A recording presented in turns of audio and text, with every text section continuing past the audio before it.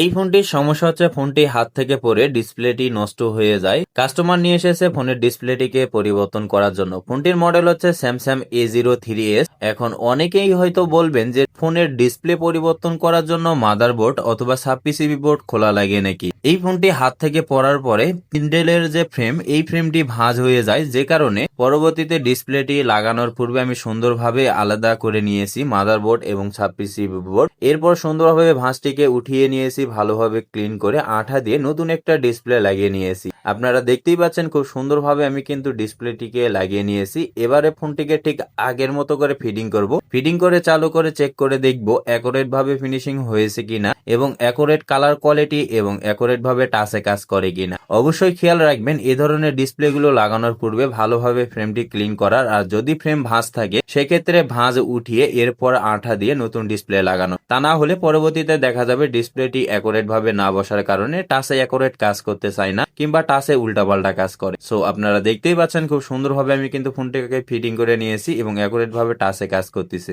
আর ভিডিওটি ভালো লাগলে চ্যানেলটিকে সাবস্ক্রাইব করে ভিডিওটিকে শেয়ার করে দিবেন। ধন্যবাদ ভিডিওটি দেখার জন্য।